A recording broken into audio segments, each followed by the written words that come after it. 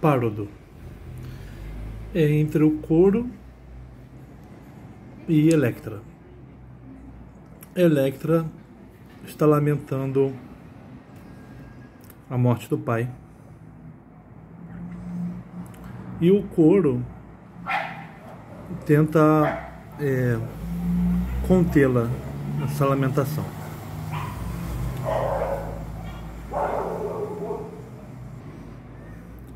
Ó filha, filha da mais infausta mãe, Electra, que insaciável pranto, assim sempre ressoas por Agamemnon morto, outrora por ímpia dolosa mãe traidora, com ardis e mão vil. Quem o fez assim pereça, se me é lícito dizê-lo. O Coro começa dizendo, reparando na Electra, que pranteia o pai, e desejando que pereça o responsável pela morte do Agamemnon. Electra. Ó filhas de pais nobres, vindes alívio de minhas dores. Conheço e compreendo isto. Nem me foge, nem quero cessar de prantear o meu mísero pai. Ó recíprocas em toda a graça amiga, deixai-me assim errar a esmo. Ai, ai, suplico.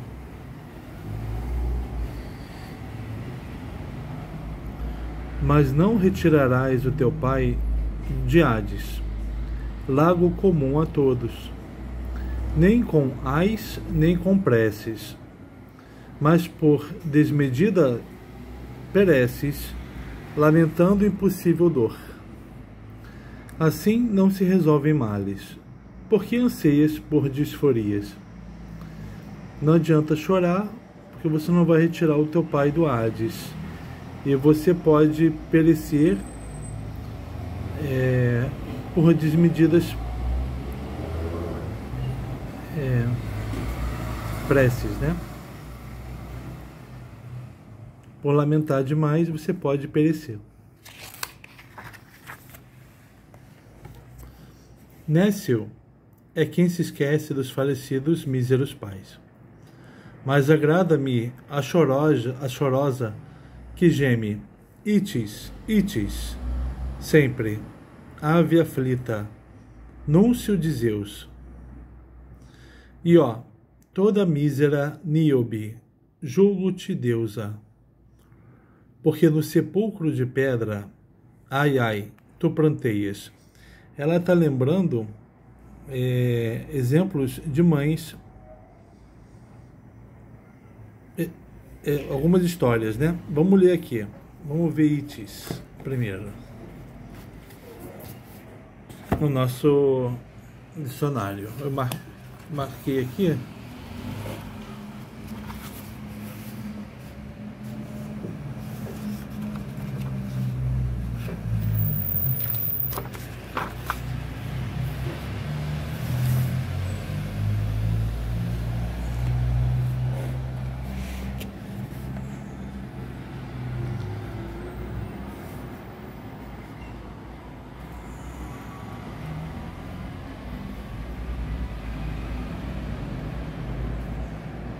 E aqui, ó, Pandion, filho de Erictônio e quinto rei de Atenas. Pandion foi um pai infeliz, porque suas duas filhas, ambas lindíssimas, Filomela e Procne, foram vítimas da brutalidade de seu genro, Tereu, rei da Trácia. O Tereu, marido de Procne, tendo ultrajado sua cunhada Filomela, cortou-lhe a língua. Para vingar a irmã, Procne serviu a Tereu no banquete os membros do filho de ambos, Itis, cuja cabeça foi jogada na mesa no fim da refeição. Ao ver isso, Tereu furioso quis perseguir as duas irmãs, mas elas fugiram metamorfoseadas, Procne em andorinha, Filomela em roxinol. O próprio Tereu, transformado em gavião, não consegue alcançá-las. Quanto a Itis, os deuses, apiedados com seu destino, metamorfosearam-no em Pintacilgo. Então Tereu ultrajou Filomela, e para que ela não contasse nada para Procne, cortou a língua dela. Mas Procne descobriu e matou o filho dela, né, e de Tereu, e o serviu para o pai comer. E no final jogou a cabeça para ele ver a carne de quem ele tinha comido. Desde então, Tereu, virado num gavião, perseguiu Procne e Filomela, metamorfoseadas em passarinhos. E Itis, o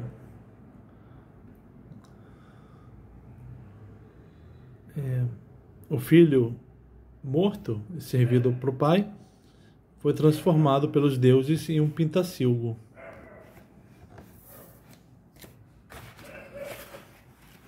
Então aqui a Electra está lembrando da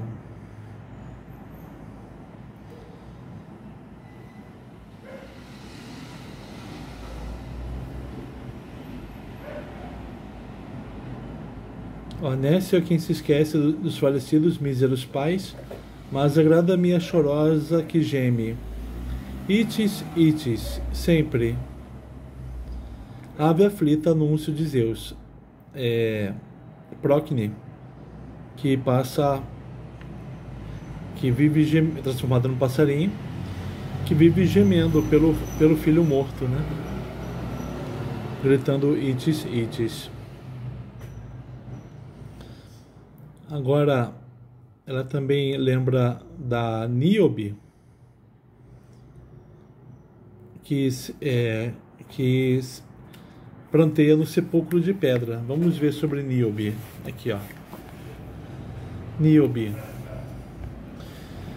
Então, a Níobe, filha de Tântalo e irmã de Pélope, então ela é da mesma linhagem do Agamenon, Orestes, Electra. Mas, aliás, tem o mesmo, não é a mesma linhagem, tem o mesmo antepassado, que é Pélope, mas o Agamenon é filho de Atreu, né?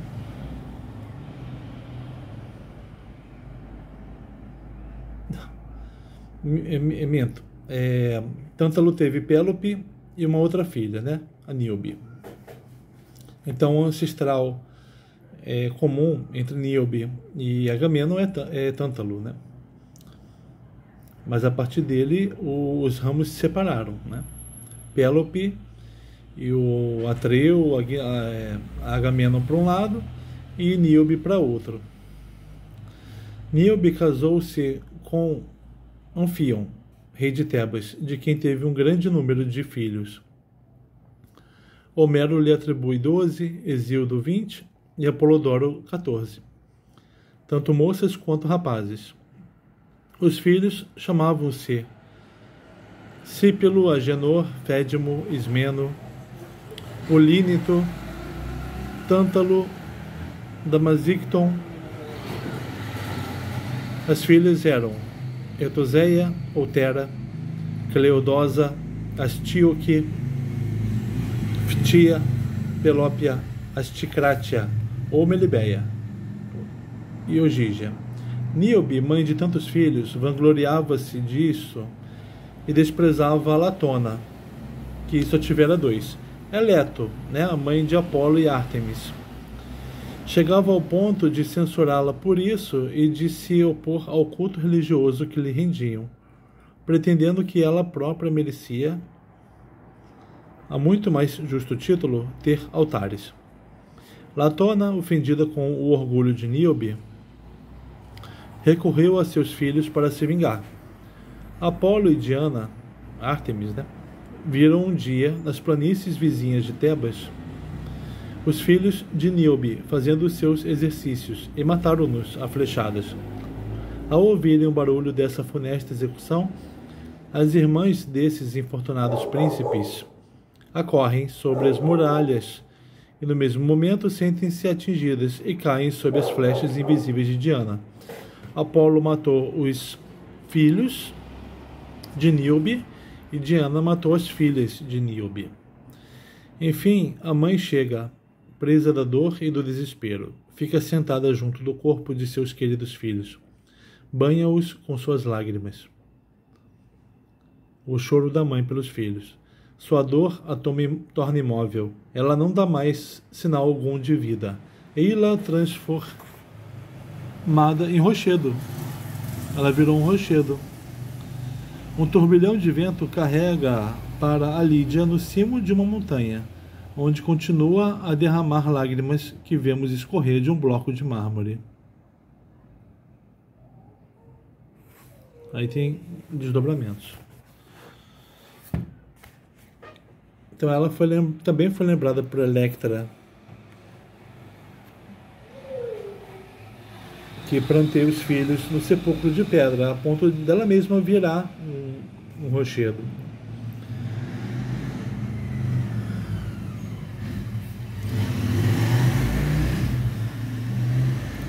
Então ela está lembrando de mães que choram seus filhos,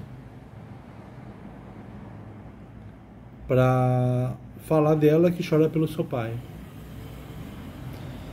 Não só a ti entre mortais, filha, se mostrou a dor em que és ímpar dos de casa, junto de quem és consanguínea. Vive qual Crisótemis, irmã dela, da Electra, e Ifenassa, e oculto as dores quando jovem.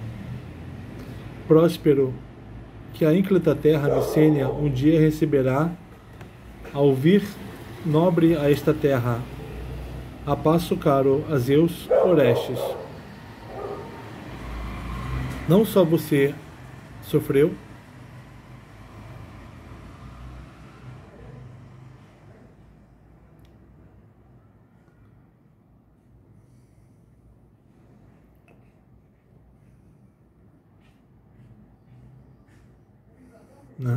e um dia ela receberá o Orestes de volta.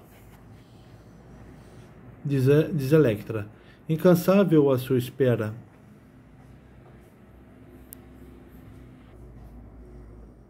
Sem filho.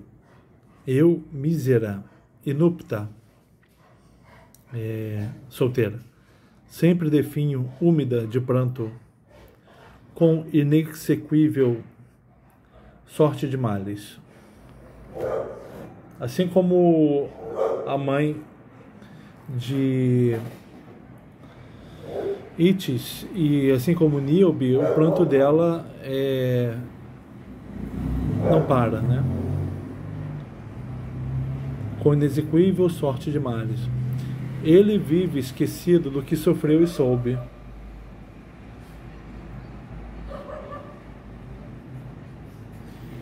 Qual dos anúncios não me veio enganoso? Ele sempre tem saudades, mas saudoso não se digna surgir. Parece que ela está falando do Orestes, que se esqueceu de quem sofre,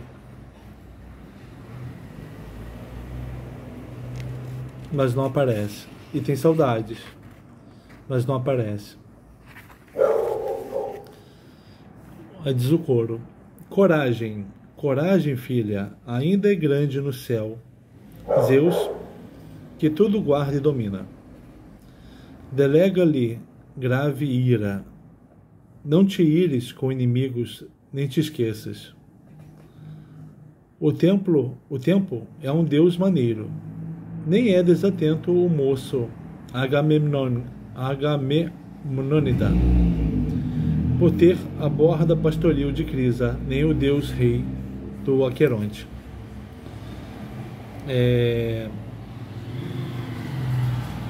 Zeus sabe a hora das coisas, né?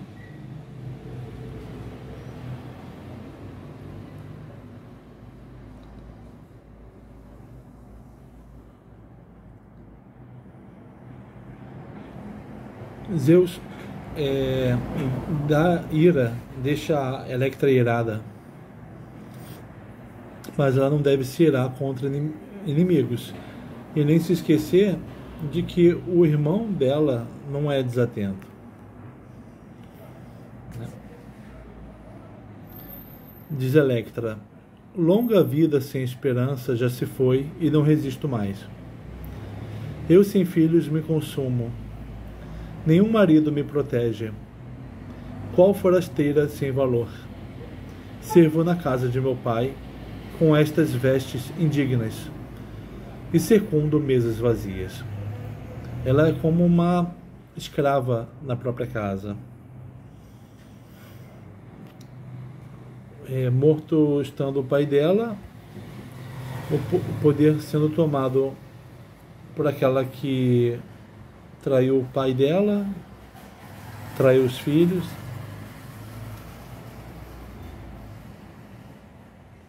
Ela não tem mais esperança.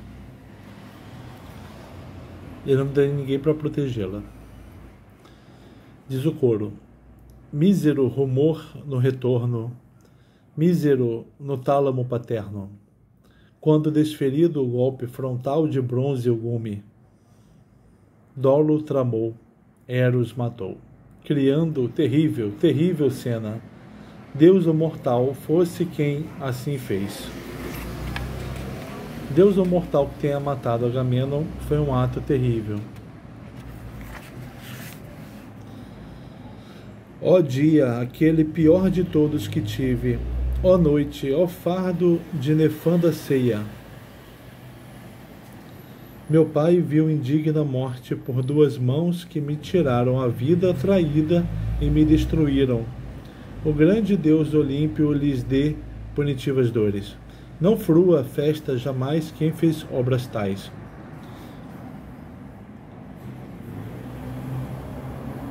A vida dela também foi tirada quando o pai foi morto, né?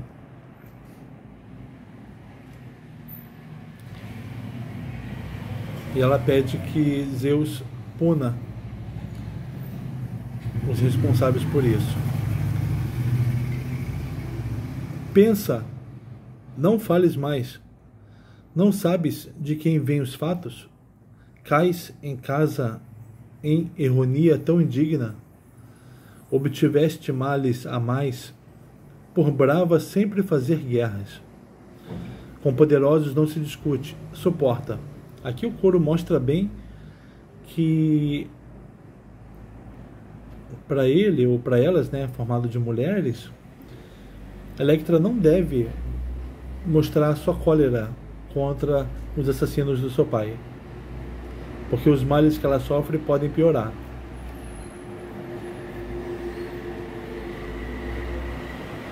Ela deve calar. Mal nos males coagida, sei. Ira não me esquece. Entre males não deterei essas ironias, enquanto for viva. De quem, ó minhas caras, eu ouviria a palavra útil, oportuna? De que sábio? Ela não vai deter, enquanto viva for, a sua cólera, a ira. Quem pode dar uma palavra útil para ela?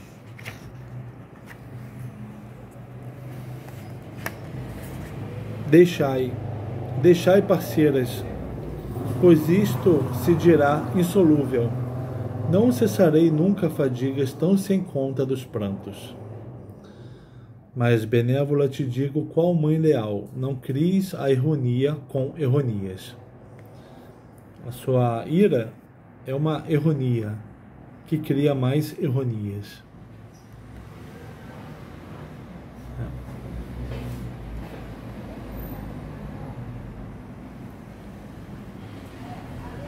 Qual a medida do mal? Diz: É belo descuidar de mortos? Essa índole é de que homens? Com eles não me honrem, nem eu associada ao bem, conviva quieta, se retenho sem honra asas de agudos lamentos por meu pai. Seu morto jazer mísero por ser terra e nada mais, sem justiça por sua morte, faltariam pudor e piedade a todo mortal.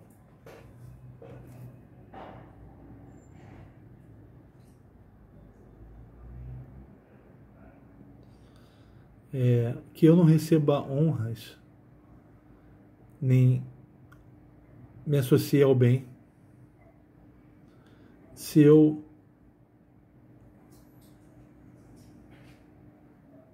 não tiver a honra de lamentar por meu pai.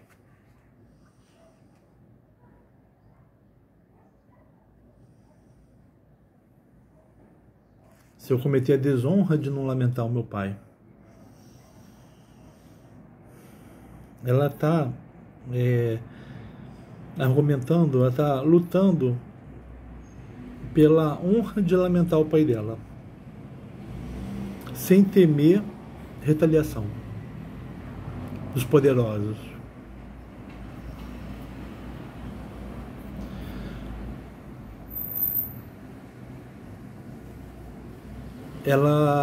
Se ela não lamentar o pai dela, isso significa que ela não tem pudor nem piedade. Ela não tem pudor, aidós, né? Não tem vergonha, nem piedade, não tem o respeito que se tem tanto aos deuses quanto aos mortos, né?